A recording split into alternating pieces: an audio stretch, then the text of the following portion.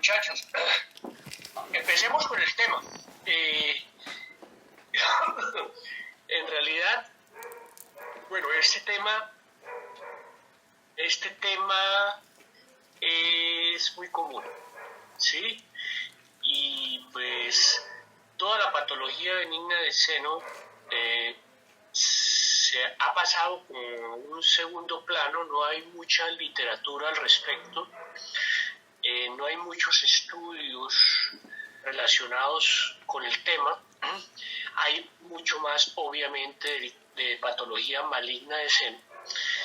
Y pues hay muchísimos médicos que desconocen en realidad de qué se trata este tema, interpretan o malinterpretan mal algunas situaciones patológicas relacionadas con patología benigna de seno.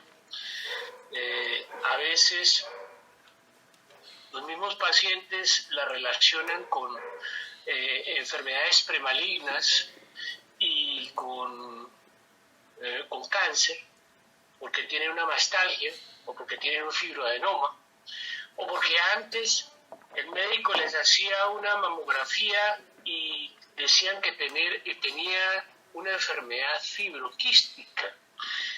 Este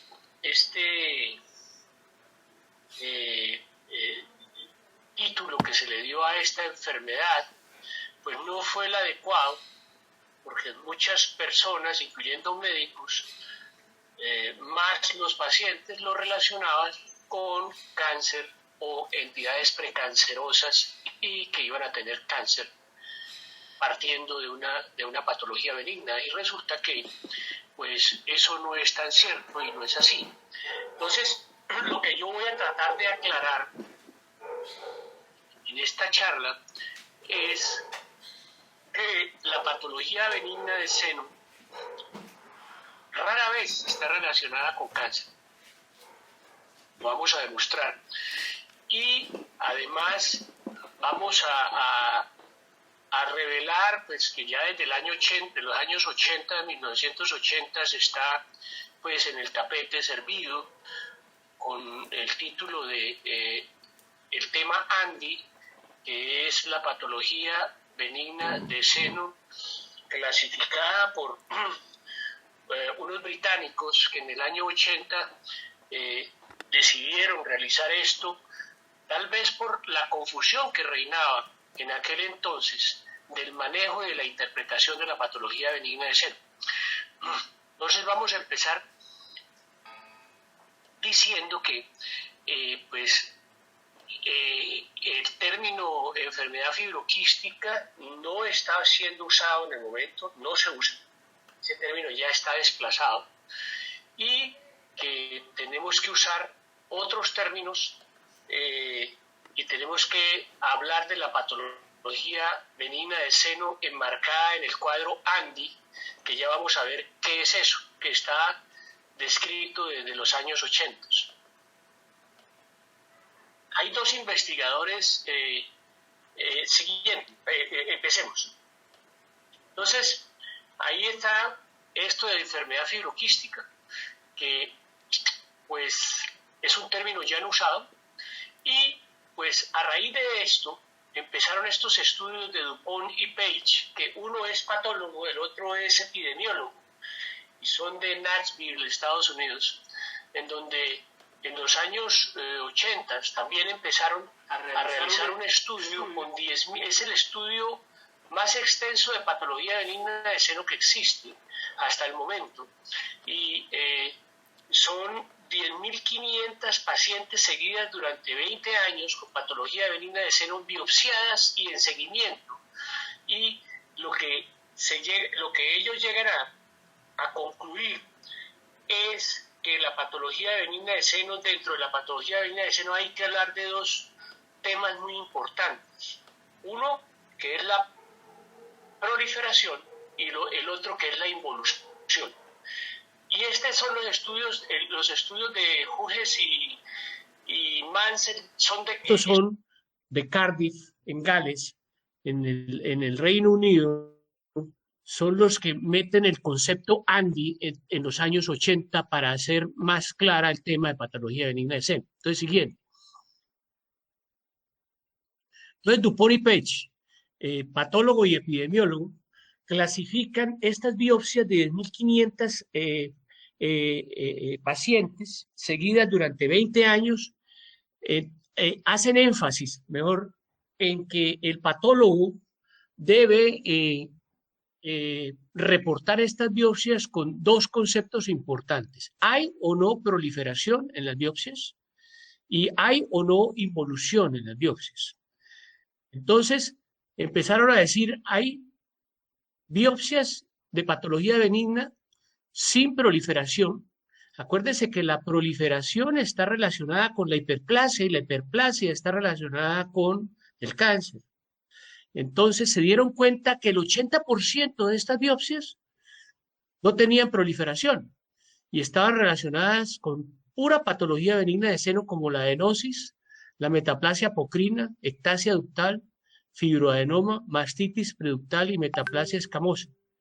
Y que habían otras que había proliferación, pero sin atipia. Estaban relacionados con hiperplasia moderada y florida y con papilomas. Y que solo había proliferación con atipia en el 3% de estas pacientes, de las 10.500 pacientes y seguidas durante 20 años biopsiadas, en donde sí había atipia en el 3% y estaban relacionados con hiperplasia típica ductal y lobular.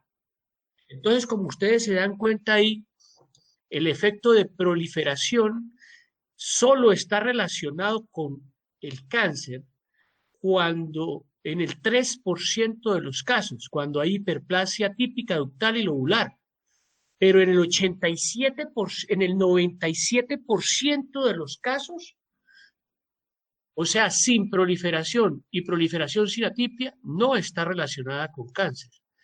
Entonces, es importante tener estos conceptos para que el patólogo, cuando nos reporta una biopsia, nos reporte si hay o no proliferación.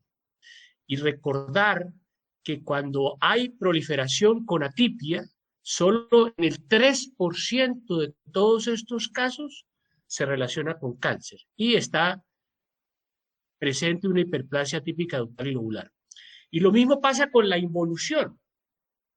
El tema de la involución y el término de involución, que estos Dupont y Page los describieron en su mismo estudio, en las 10.500 pacientes seguidas durante 20 años y biopsiadas, además de proliferación, si había o no había, también describieron el término de involución. ¿Y qué significa involución?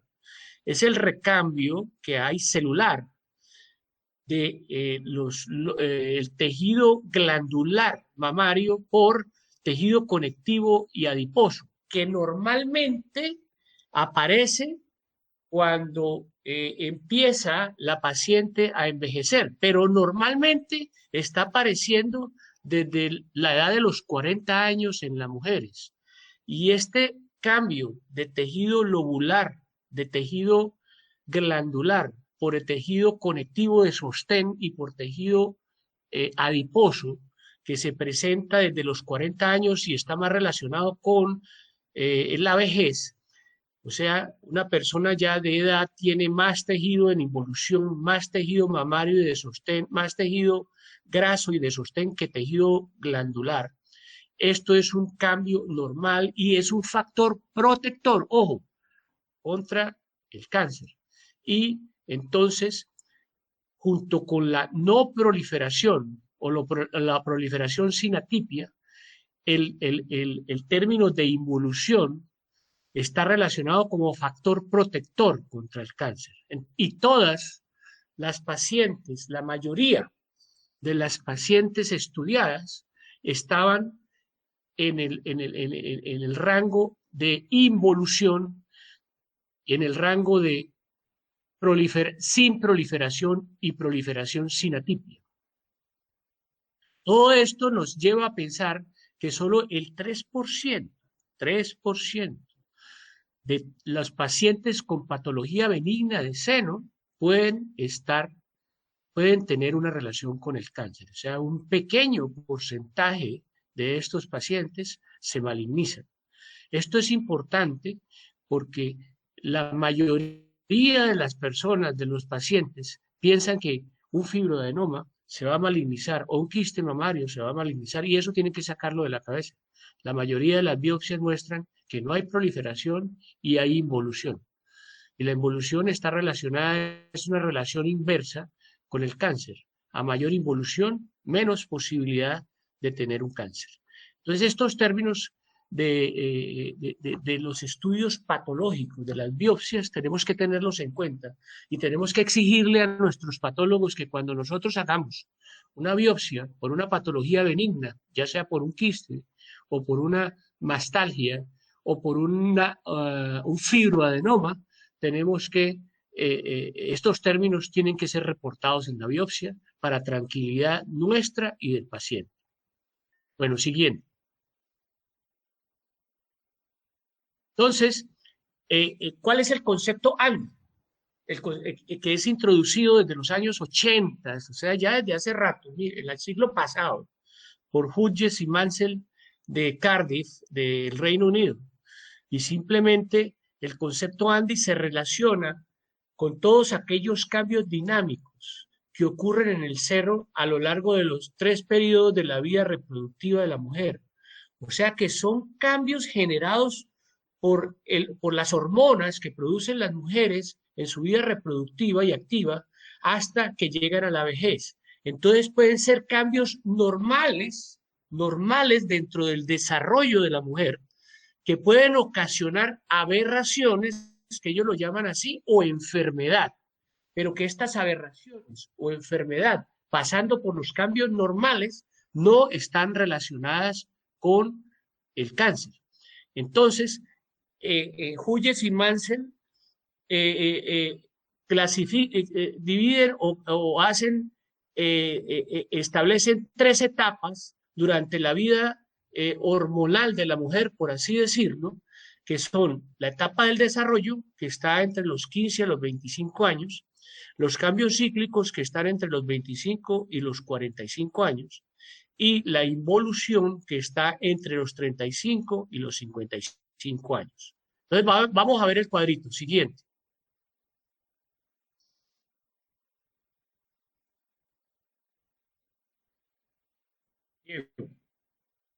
¿Tienes problema con el cambio? Ok. Entonces ahí vemos. Este es el cuadro que resume toda la clasificación de la patología mamaria benigna del seno, introducido por Hughes y Mansell en Cardiff, en el Reino Unido, desde los años 80. Entonces ahí están las 3 etapas donde dice estado, etapa de desarrollo 15 a 25, cambio ciclo 25 a 40, involución 35 a 55.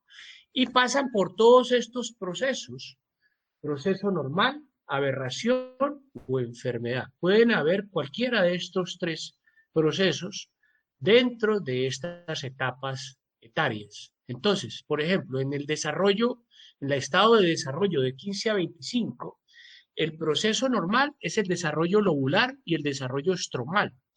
La aberración puede, por estos cambios hormonales, en esta etapa de 15 a 25, está relacionado con el fibroadenoma mamario, la hipertrofia en el adolescente, hipertrofia mamaria en el adolescente, y la enfermedad ya está relacionada con el fibroadenoma gigante y la gigantemastia. En los cambios cíclicos de 25 a 40 del proceso normal son cambios cíclicos de la menstruación, los cambios hormonales normales de la menstruación, y la hiperplasia epitelial del embarazo. La aberración en este estado está relacionado con la mastalgia cíclica, con la nodularidad, la secreción sanguinolenta por el pezón. Y la enfermedad está relacionada ya con la mastalgia incapacitante. Entonces, estos cambios cíclicos entre 25 y 40 años, aquí vemos ya este proceso de mastalgia incapacitante en enfermedad y en aberración la mastalgia cíclica y la secreción sanguinolenta por pezón. y en el estado de involución, que ya son mujeres más entradas en edad, de 35 a 55 años, dentro de los procesos normales vemos la involución lobular, involución ductal, dilatación, esclerosis y recambio epitelial. En la aberración vemos los macroquistes, aquí aparecen, este es el grupo etario de los macroquistes y de los quistes mamarios, lesiones esclerosantes, de la ectasia ductal, que también se presenta con relativa frecuencia, de la retracción del pezón y de la hiperplasia epitelial. Y lo relacionado con la enfermedad, ya en esta etapa, de 35 a 55, está la mastitis periductal, el absceso, la hiperplasia epitelial con atipia. Entonces, este cuadro, introducido por Pulgen y Mansen desde de los años 80, en el siglo pasado, resume el concepto ANDI que aclara cuál es la patología benigna de seno en los diferentes estados de edad. Bueno, este cuadrito ténganlo muy en cuenta porque resume y engloba toda la patología benigna de seno. Siguiente. Entonces, vamos a hablar ya partiendo de esas definiciones del concepto de involución, el concepto de proliferación sin atipia o no proliferación o proliferación sin atipia y proliferación con atipia, está relacionada con la patología benigna de seno. Y vamos a hablar de los 4 desórdenes benignos más frecuentes que nosotros encontramos en la consulta externa. En estos 4 desórdenes benignos se engloba el 95% de los motivos de consulta por patología benigna de seno. Entonces son el fibroadenoma, los quistes, la secreción por el pezón y la mastalgia, siendo la secreción por el pezón el motivo de consulta menos frecuente y ocupa solo el 5% de la totalidad de los motivos de consultas por patología benigna de seno. Y siendo los nódulos mamarios, el fibroadenoma, los quistes y la mastalgia los que ocupan el mayor porcentaje en cuanto a consulta por patología benigna de seno. Entonces empecemos por el fibroadenoma. Tenemos que identificarlo muy bien. Siguiente. Entonces,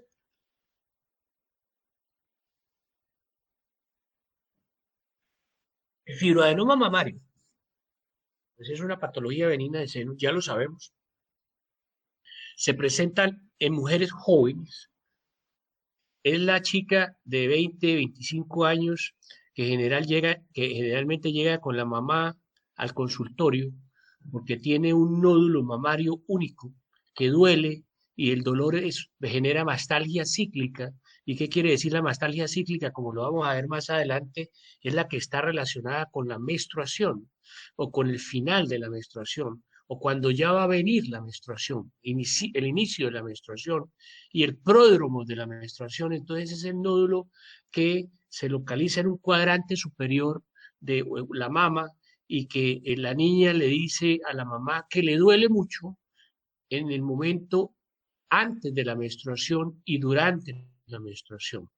Es un nódulo que generalmente, como dije, está en el cuadrante superior externo del seno y con dolor cíclico y ocasiona mastalgia cíclica que, como dijimos, está relacionada con la menstruación.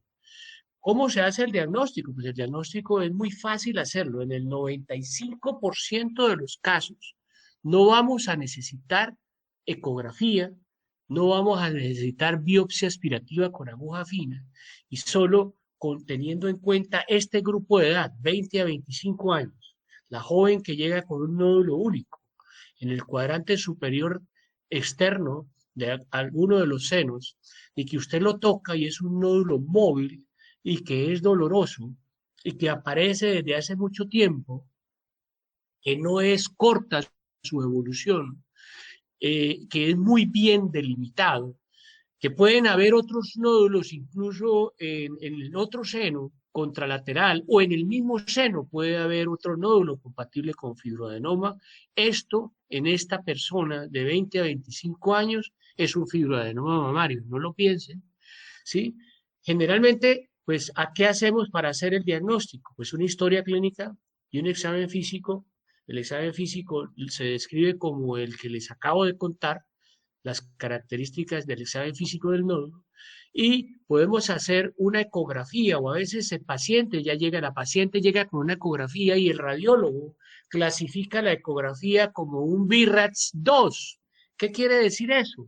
Que es la clasificación que los radiólogos utilizan para clasificar radiológicamente y mamográficamente, ecográficamente y mamográficamente la patología de seno. El BIRADS 2 es un nódulo mamario de puras características benignas.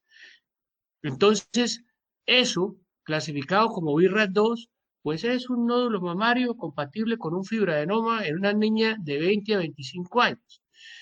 Generalmente el BACAF, ¿qué quiere decir el BACAF? La biopsia aspirativa con aguja fina, pues no es necesaria.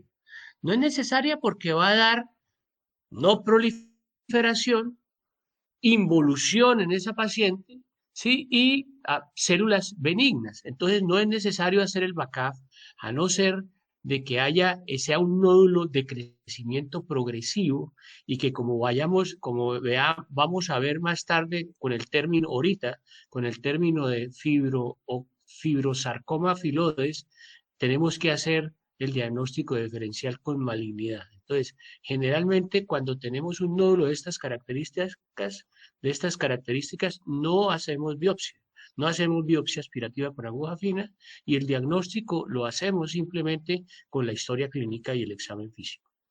¿Cuándo hacer un tratamiento quirúrgico en estos pacientes? Esto es importante. Cuando un nódulo mamario de las características de un fibroadenoma, tenemos que llevarlo a cirugía. Primero, cuando produce dolor incapacitante. A veces estos nódulos producen una mastalgia cíclica incapacitante, ¿sí? Conocida mastalgia cíclica por la definición que les dije, la relacionada con la menstruación, antes de la menstruación el dolor y durante la menstruación, y que sea el dolor incapacitante. A veces son nódulos muy pequeños que duelen mucho. Y si genera un dolor incapacitante, pues es mejor decirle y explicarle a la familia, a la paciente, que tiene un nódulo mamario que es benigno, pero que le está doliendo mucho y que vamos a extirpárselo bajo anestesia general. Entonces, en este caso se extirpa cuando hay un dolor incapacitante.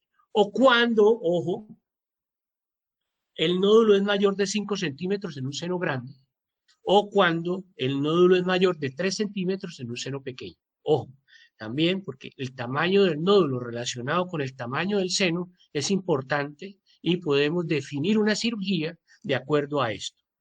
Siguiente. Entonces, aquí viene el término que les había hablado anteriormente.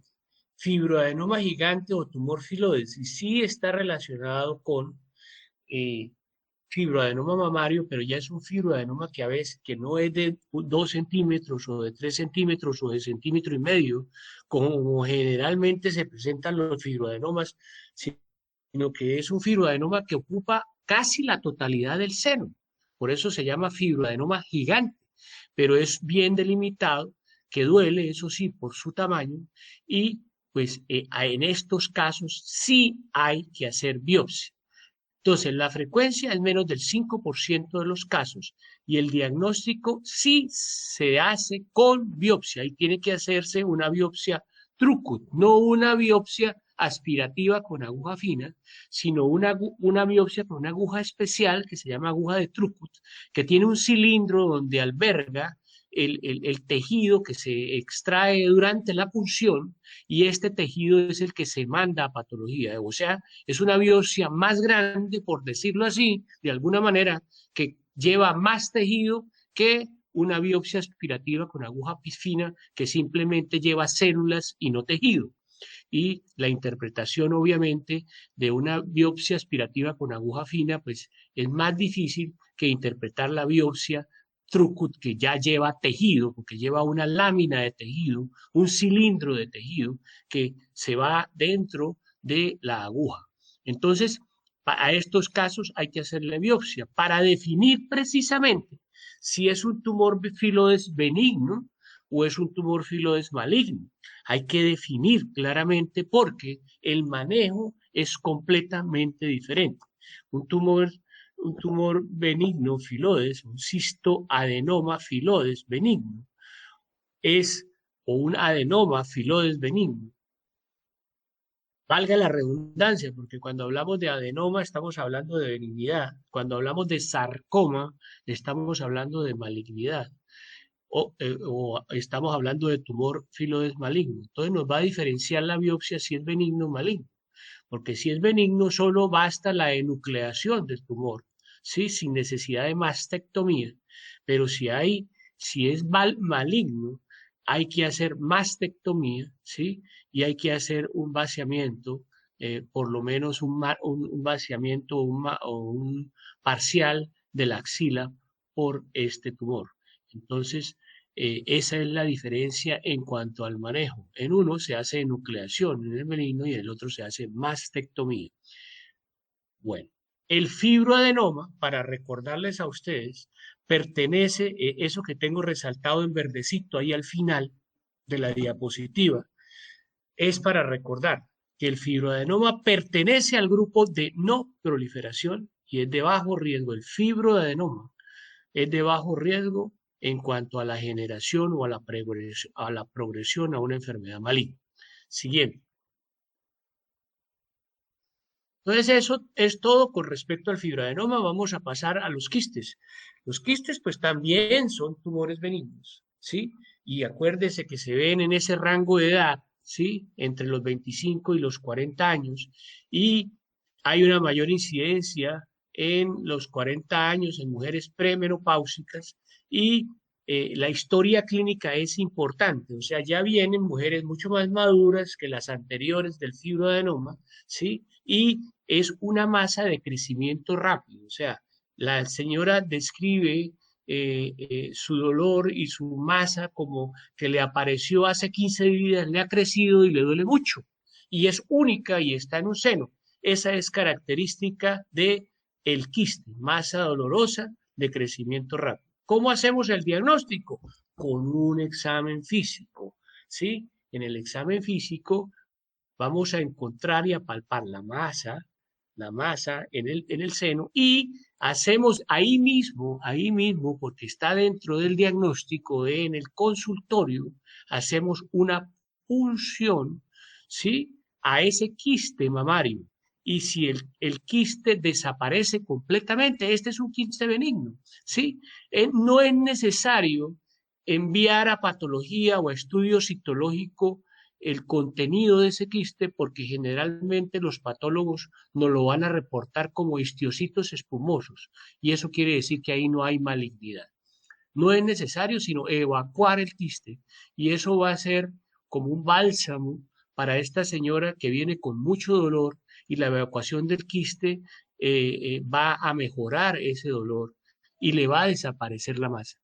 En ese caso, la paciente queda curada con respecto a su quiste. Pero, ojo, tenemos que tener en cuenta una cosa, que a veces hay punciones traumáticas, esas punciones traumáticas que salen con sangre, pues es sangre por trauma, pero a veces cuando esa punción, si no hace desde ese quiste, sale con sangre y no es por trauma, ojo, que hay que sospechar una patología benigna, maligna en esta paciente y lo que puede estar ahí en ese quiste es un carcinoma papilar intraquístico, que es un tumor benigno, un tumor maligno raro, pero que se relaciona con la aspiración de sangre dentro del quiste y esta sangre está relacionada con el carcinoma papilar intrastístico, son fáciles de tratar porque solo consisten quirúrgicamente en la nucleación completa y con margen de resección de ese quiste y simplemente con eso la paciente queda tratada. Pero puede estar relacionado con un carcinoma papilar intraquístico cuando se extrae sangre de la punción de ese quiste. Y otra situación que se puede presentar también es que si después de drenar el quiste queda una masa, o sea, no desaparece completamente la masa, esa masa que queda residual, hay que puncionarla y biopsiarla porque puede estar también relacionada con algún tumor. Un tumor que es un tumor quístico, pero al mismo tiempo tiene componente sólido y por esta razón, al evacuar el quiste, queda el tumor y a este tumor que queda, a esta masa que queda, hay que aspirarla, hay que hacerle una biopsia aspirativa con alguna fina para descartar que no haya malignidad. Obviamente estudiarla también con una mamografía para que el radiólogo con su clasificación de BIRATS 1, 2, 3, 4 y 5, nos diga es un BIRATS 4, es un BIRATS 5, que ya está relacionada con un tumor maligno de la mama. El tratamiento quirúrgico se debe hacer en estos casos de quistes benignos solitarios solamente cuando el quiste vuelve a reaparecer por tercera vez. Si yo llego y punciono a la señora y desaparece completamente el quiste, se va para la casa contenta, pero vuelve a los 3 meses y dice, tengo otro quiste, y vuelvo y se lo fusiono, y vuelve y se va para la casa contenta. Ya la tercera vez que llegue con ese quiste, es mejor hacerle una resección completa quirúrgica del quiste bajo anestesia general a esta paciente. Es un quiste benigno, pero ya cuando se reproduce por tercera vez, tiene indicación quirúrgica. Y aquí en el cuadrito verde vuelvo y les recuerdo que este grupo de quistes pertenece al grupo de no proliferación que es de bajo riesgo para la degeneración maligna. O sea, estos pacientes todos pertenecen al grupo de no proliferación y por ende no están relacionados con cáncer en la mayoría de los casos. Siguiente.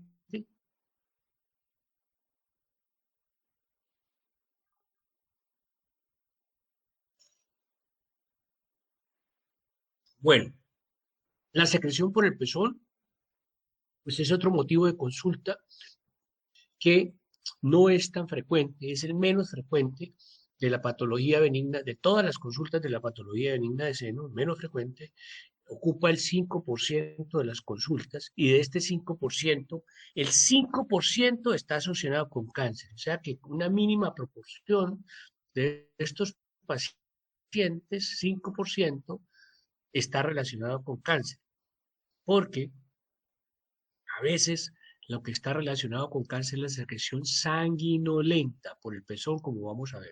Entonces, la clasificación, perdón, dentro de este 5% que está relacionado con cáncer, el 80% es un carcinoma intraductal y la secreción específicamente es sanguinolenta.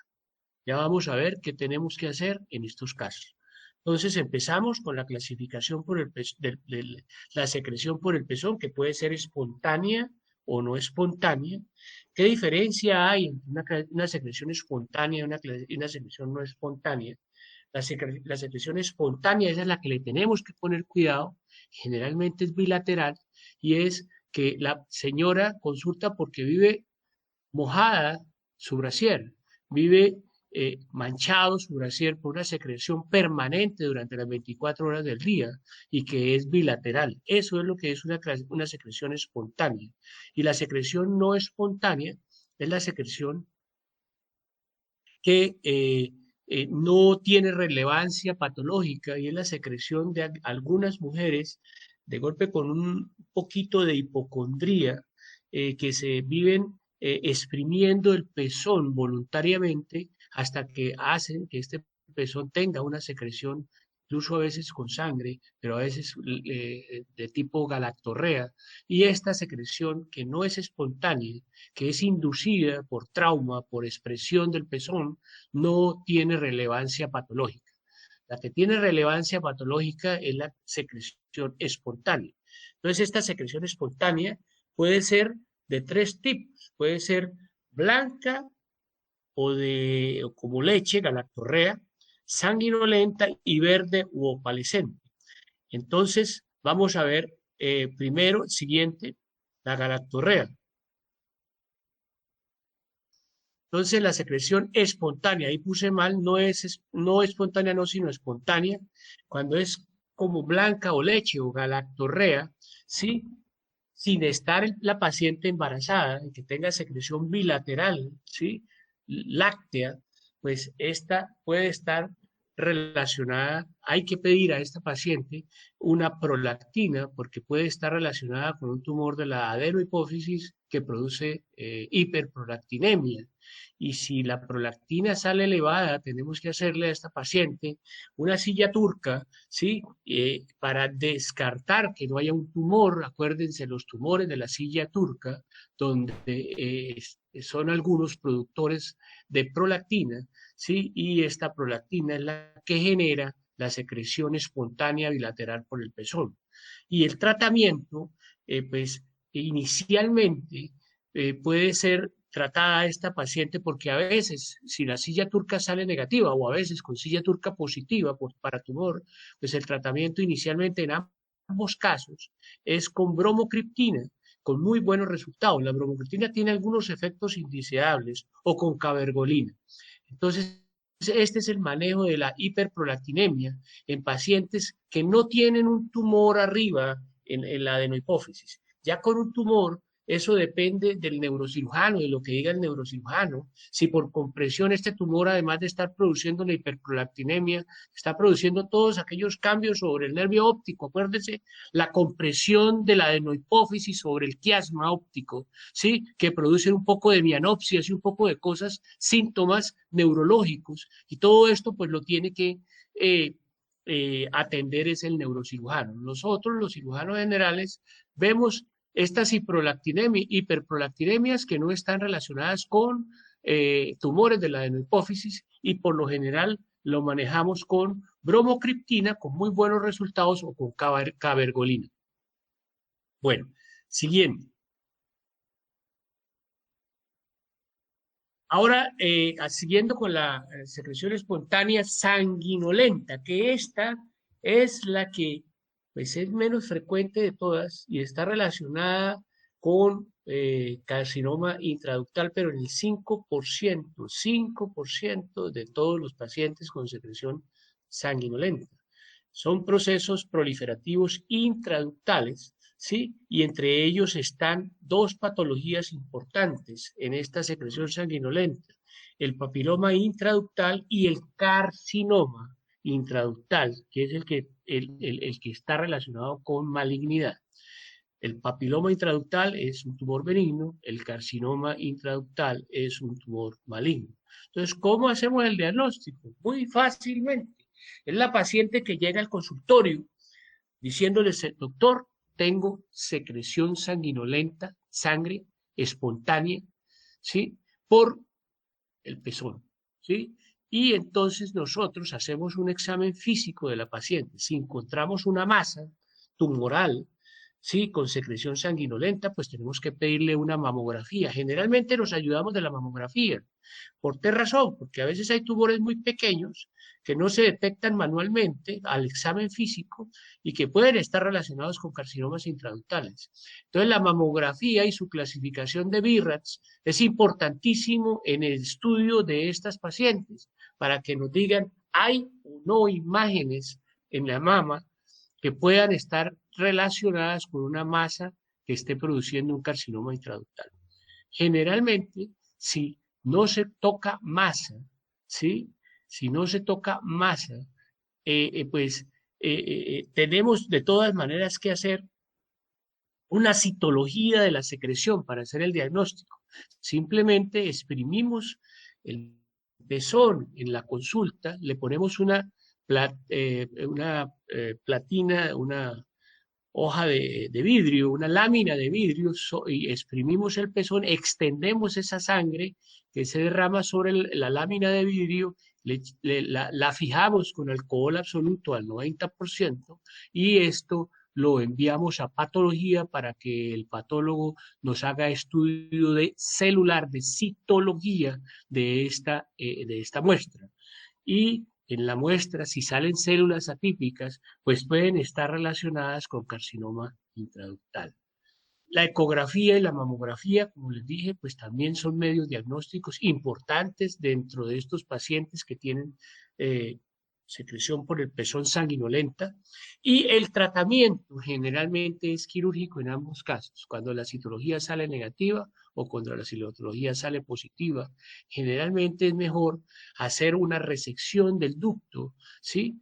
Por una incisión periareolar de los ductos terminales y extraer estos ductos, ¿sí? Y enviarlos a patología, hacer un margen de resección adecuados, porque a veces salen carcinomas intraductales que pueden estar fuera de los márgenes o comprometiendo los márgenes de resección y tenemos que hacer nuevamente cirugía.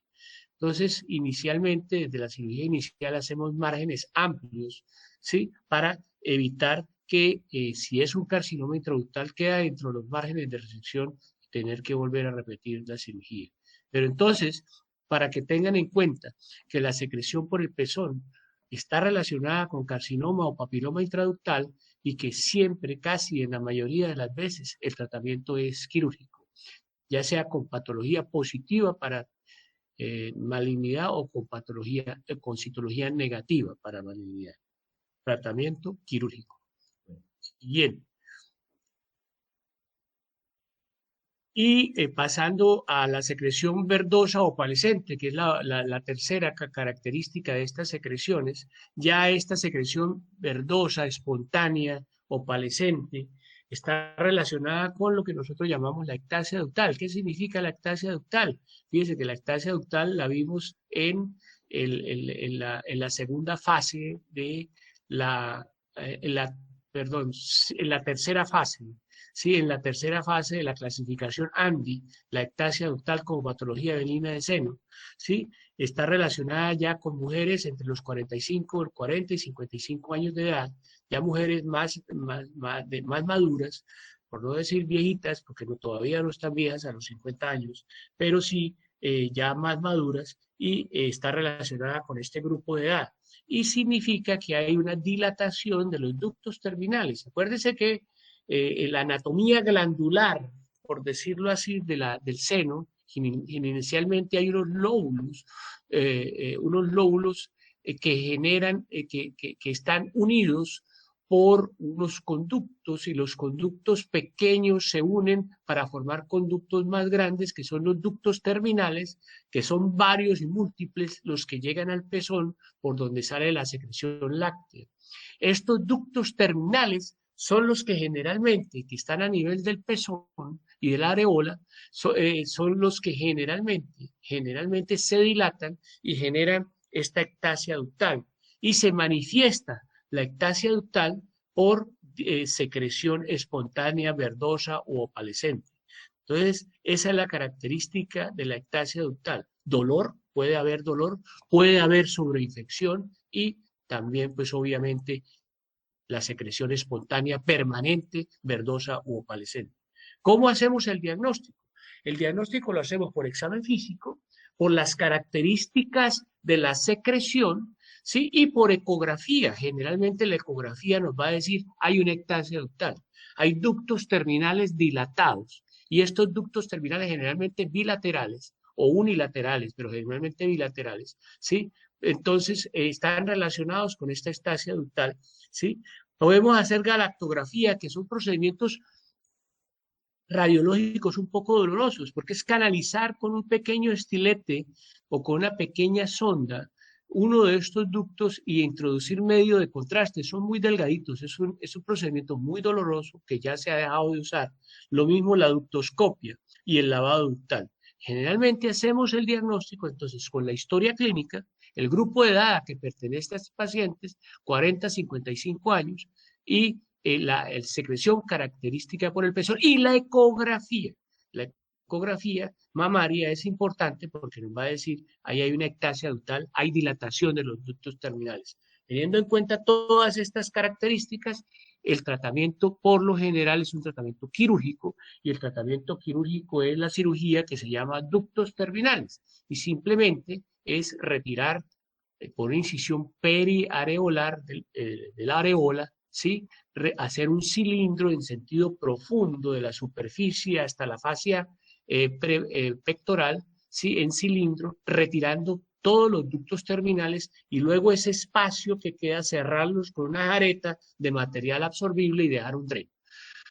Eso es lo que hacemos en los ductos terminales. Preferimos hacer esta cirugía en mujeres que ya han pasado su periodo de lactancia o que ya han tenido varios hijos, porque la paciente que quiere, que tiene una enfermedad, una ectasia ductal, pero quiere tener hijos, ¿sí? Nosotros, los cirujanos, le recomendamos a esta paciente que si va a amamantar en el periodo de su lactancia, pues es mejor pues no hacerle los ductos terminales, porque los ductos terminales vamos a terminar eliminándole la posibilidad de lactancia. Entonces, generalmente tenemos que tener esto en cuenta, ¿sí? En estas pacientes y operarlas una vez ya han tenido los hijos suficientes o los hijos que quieran tener para no perturbar las lactancias en este tipo de pacientes. Entonces, la cirugía es los ductos terminales y es una cirugía que se debe hacer en estos casos. Bueno, siguiente, pasamos el último motivo de consulta importante, que es la mastalgia. Yo digo que a todas las mujeres, por lo general, les ha dolido el seno en algún momento de su vida. Es un motivo de consulta muy frecuente, pero lo peor de esto es que la gente piensa que la mastalgia está relacionada con cáncer y resulta que la mastalgia o el dolor en el seno no, con seno que no tiene masa o con masa no palpable, solo está relacionado con cáncer en menos de un 5% de los casos, menos, yo diría que un 3% de los casos. O sea, mastalgia sin nódulo o sin masa nunca es cáncer en la mayoría de los casos. Pero la gente, apenas le empieza el dolorcito, no tiene nódulo, no tiene masa, dice tengo cáncer. Y resulta que esto no es cierto. Esta mastalgia que aparece con mucha frecuencia en las mujeres y que no tiene masa, no está relacionada con cáncer. Y fíjese, la asociación con cáncer, mire, no es del 3%, es del 1% en mastalgias con masas no palpables. El diagnóstico pues se hace por historia clínica, examen físico, mamografía y ecografía. Sí es importante pedir la mamografía y ecografía. ¿Por qué? Porque los cánceres con nódulos mamarios o que generan tumor sí están relacionados con mastalgia, o sea, un cáncer sí puede doler, ¿sí? Y entonces hay que descartarlo para tranquilidad del cirujano y para tranquilidad de la paciente. Entonces sí podemos, en estos casos, estamos autorizados a hacer una mamografía o una ecografía a pesar de que no le encontremos nódulo o masa palpable. La clasificación, ya les había dado algún esbozo, es la mastalgia cíclica y la mastalgia no cíclica. Entonces, la mastalgia cíclica, que es la más frecuente, que ocupa el casi 95% de todos los casos de la mastalgia, es la que está relacionada en personas jóvenes y relacionada con el ciclo menstrual. La paciente que llega a su consulta y les dice, doctor, me duele el seno, y generalmente es antes de venirme la menstruación y durante la menstruación. Usted hace el examen físico y no le encuentra masa palpable. Esa es la mastalgia cíclica relacionada con la menstruación y ocupa, como ustedes ven ahí, las 2/3 partes de todas las mastalgias. Y la etiología generalmente, obviamente, es por el estímulo hormonal. En cambio, la mastalgia no cíclica es la que no está relacionada con el ciclo menstrual y es el seno que duele todo el mes. Por cualquier cosa le duele el seno y se pone el brasier y le duele el seno. Dice que le pesan los senos y que los senos le duelen. Esta es la mastalgia no cíclica y esta mastalgia no cíclica generalmente está relacionada con procesos inflamatorios del seno en las pacientes.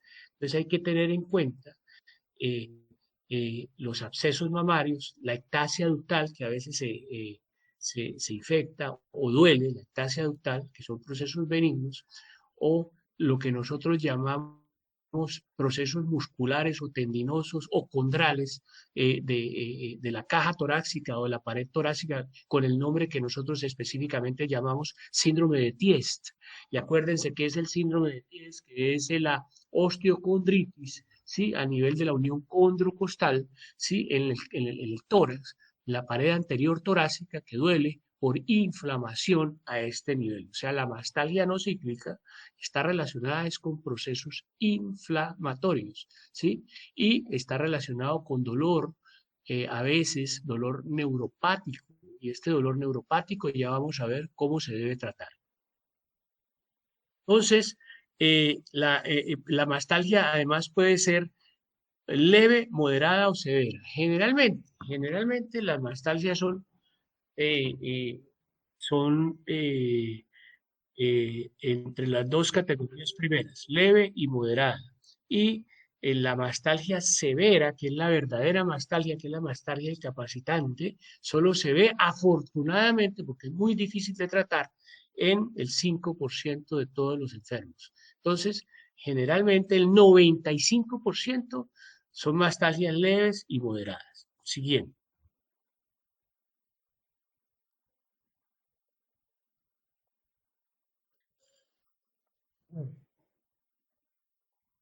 Entonces,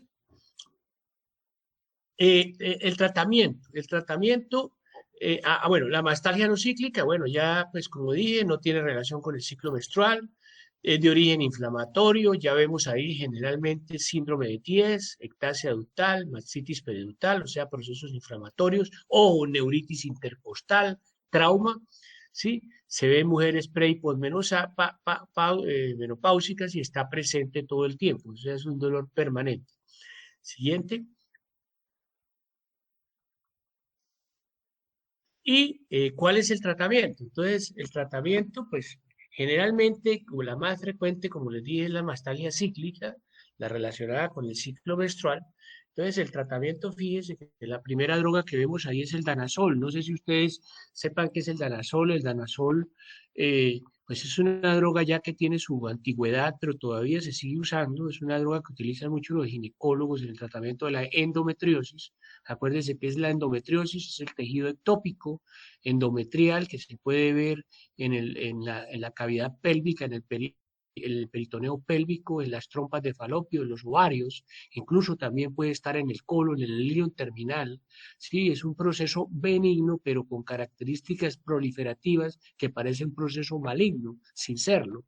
Y este manejo de esta endometriosis, pues obviamente la manejan los ginecólogos y dan en algunos casos, si no hacen resección quirúrgica, porque a veces hay que hacer resecciones quirúrgicas amplias, porque es un problema que produce muchísimo dolor pélvico, la tratan con danazol. Y nosotros tratamos con danazol estos pacientes con mastalgia. El problema de la es una droga para la mastalgia cíclica con cifras de éxito del 70% y con 40% de respuesta para la no cíclica.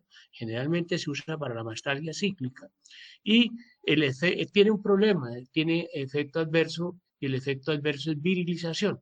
A la señora le empieza a salir pelitos, si tuviera bigote, y se viriliza. Y eso molesta mucho, obviamente, como efecto secundario pues, a la mujer.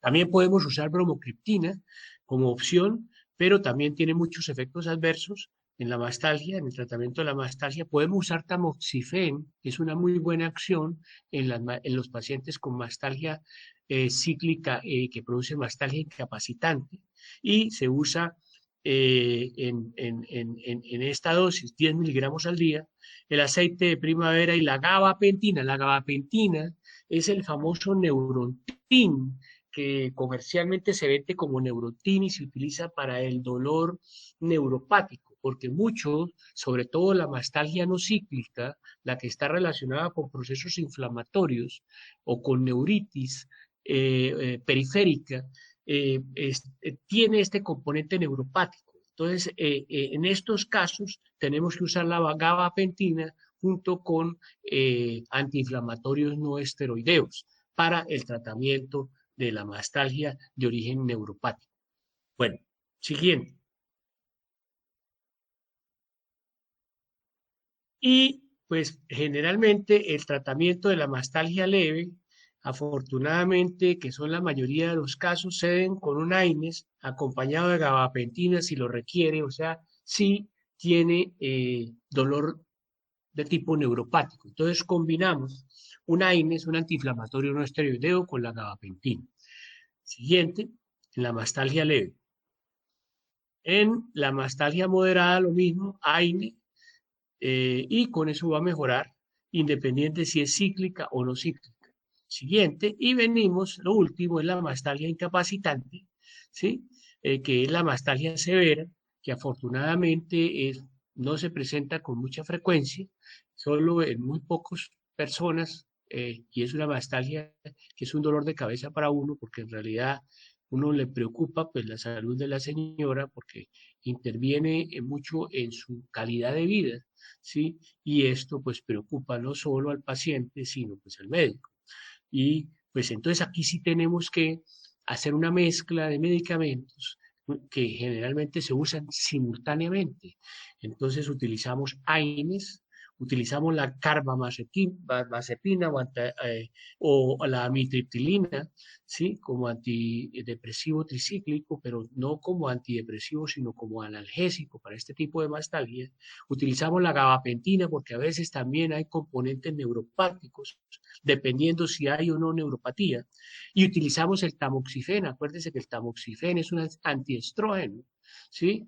Lo utilizamos en el tratamiento del cáncer de seno como antiestrogénico. Acuérdense que el cáncer de seno pues está relacionado con los receptores tumorales a nivel de las células mamarias, que estos receptores son estrogénicos o progestágenos, y generalmente es un buen pronóstico tener los receptores positivos, tanto estrogénicos o progestágenos, y por eso pues, podemos después, postmastectomía, usar este tipo de medicamento para tratamiento complementario. Y este mismo tamoxifeno, pues lo estamos utilizando en el manejo del dolor de las mastalgias incapacitantes a dosis de 10 miligramos día.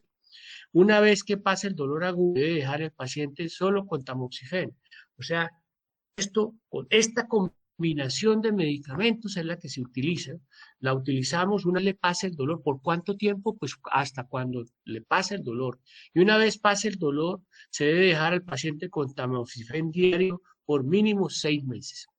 Este es el manejo. Creo que no hay más diapositivas. Siguiente. No hay más. Sí, ahí acabamos. Estas son las 4 más frecuentes. Entonces hay que tener en cuenta una cosa como ya conclusión a todo lo que hemos hablado esta noche en cuanto a lo relacionado con patología mamaria del seno. Primero, que no está relacionada con cáncer en la mayoría de los casos. Segundo, que es muy fácil hacer el diagnóstico. Esta es una guía práctica de cómo enfocar generalmente estos padecimientos, porque como les dije, la mastalgia, el fibroadenoma, el quiste mamario y la secreción por el pezón ocupan el 95% de los casos de la consulta de patología mamaria de seno en un consultorio médico particular o en un consultorio médico en un hospital. Entonces tenemos que tener en cuenta eso para ser prácticos en el diagnóstico. Tener en cuenta el cuadrito de la clasificación Andy descrita hace años, en los 80, por Hudgen y Mansell, que son en Cardiff, que son son cirujanos incluso, que describieron esta clasificación precisamente para dar tranquilidad a la gente y poner en conocimiento que esta patología benigna de seno muy rara vez está relacionada con cáncer, y poner en conocimiento cómo es que se maneja esta patología y cuáles son los grupos de edad en donde se presenta esta patología, y que realmente esta patología se deriva de estos cambios normales hormonales que se producen durante el desarrollo y la madurez de las pacientes, pudiendo llegar a estados normales, aberración o enfermedad, pero sin estar relacionadas con cáncer. Entonces hay que tener en cuenta este cuadro, porque este cuadro resume lo que es la patología mamaria general. Y para concluir, pues lo único que uno como médico le puede decir a estos pacientes que llegan muy angustiadas al consultorio con su mamá, generalmente las jóvenes en el grupo de edad de 15 a 25 años o en los otros grupos de edad, es que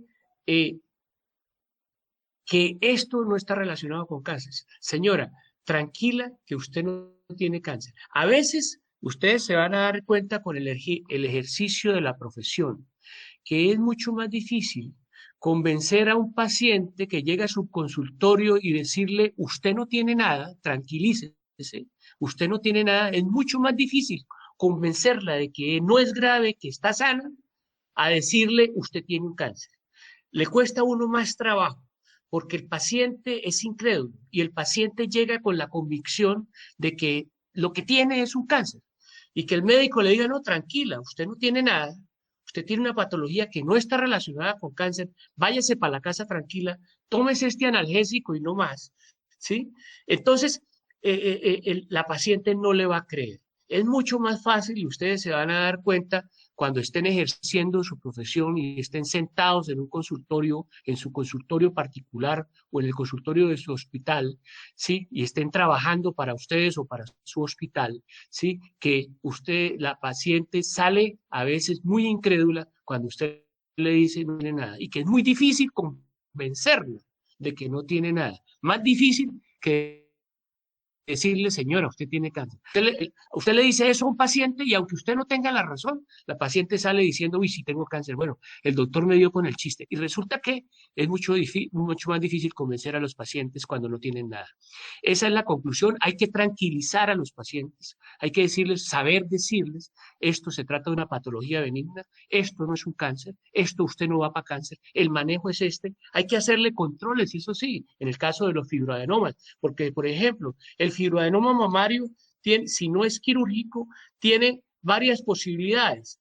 O desaparece en un 20% de los casos, o crece en un 30% de los casos, o permanece estable en los otros porcentajes, ¿sí? Entonces es cambiante, por eso hay que estar en control con esos pacientes, pero irlos tranquilizando de tal manera que ellos se convenzan, que crean en su médico y que se convenzan que lo que tienen no es una patología grave.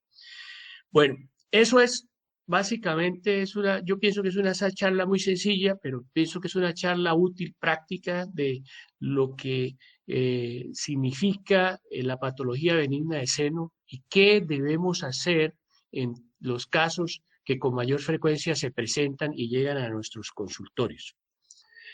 Si hay alguna pregunta o alguna aclaración o algún comentario, lo podemos hacer. Doctor, disculpe, ¿me podría recordar el tratamiento de secreción láctea? ¿El qué? ¿El tratamiento qué? Para la secreción láctea. Ah, para la secreción láctea, ¿no? Pues devolvamos, miremos. Echemos para atrás, Diego.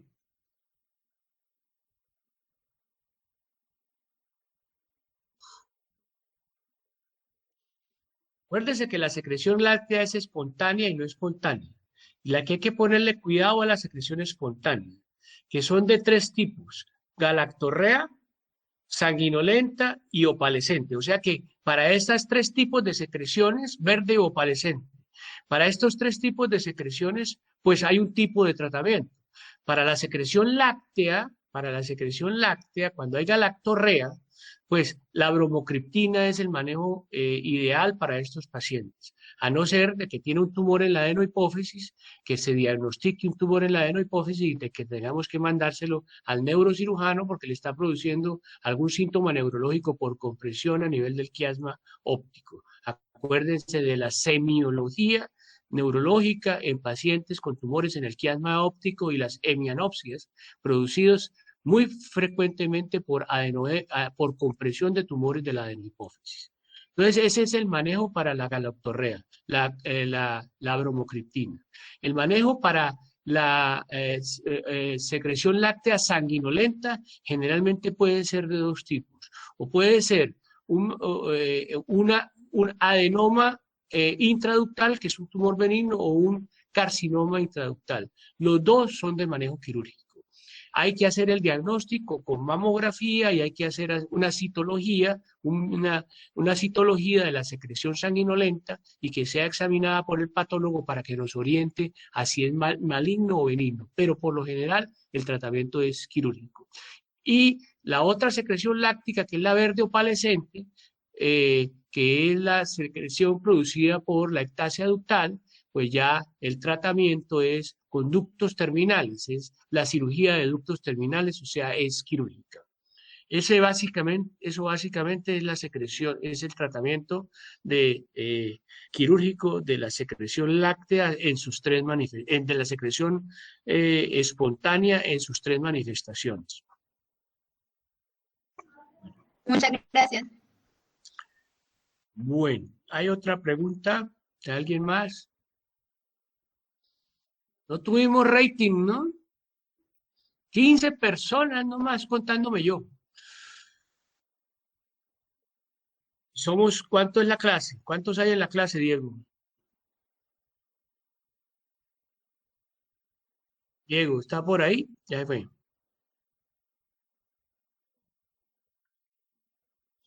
Somos como casi 30, doctor. Por eso, y nomás hay 15. Doc, Doc, una pregunta, ¿cómo podríamos hacer con pacientes que de pronto no crean o se sientan que tienen algo maligno? O sea... No, hay que convencerlos. Eso simplemente, tiene uno que tener paciencia con estos pacientes porque, mire, las mujeres que llegan a nuestros consultorios y con esta patología a veces tienen a veces, no todas, alto grado o índice de hipocondría, ¿sí? Entonces son mujeres y cancerofobia. Entonces, pues convencerlas no es fácil, hay que tener paciencia, tratarlas bien, con delicadeza, ¿sí? Y llegar al convencimiento por lo que usted hace con seguridad, con el examen físico y con los exámenes que usted le pida, que ella no tiene sino una patología benigna de seno, ¿sí? Y que no está relacionada con cáncer. Y solo cuando usted logra convencer a estos pacientes de eso, de que estos son tumores benignos, ellos salen muchísimo más tranquilos de su consultorio. Doc, ¿y si alguno de estos pacientes tiene antecedentes familiares de cáncer de mama? Claro, ¿Hay que tener mayor cuidado? Claro que sí. Acuérdense que yo pongo dentro del diagnóstico la historia clínica, ¿no? Y obviamente dentro de la historia clínica hay que mirar sus antecedentes. Si una paciente con mastalgia, ¿sí? O con un nódulo mamario llega a su consultorio y tiene antecedente de cáncer de mama, pues a esta paciente hay que relacionarla con cáncer de mama. Entonces hay que pedirle pues todo, hay que pedirle la ecografía, hay que pedirle la mamografía, hay que pedirle si la ecografía o la mamografía sale con un BIRATS 4, un BIRATS 3, un BIRATS sospechoso, pues hay que hacerle una biopsia. Pues todo esto es indicado en estos casos de acuerdo a cómo se le presente la situación.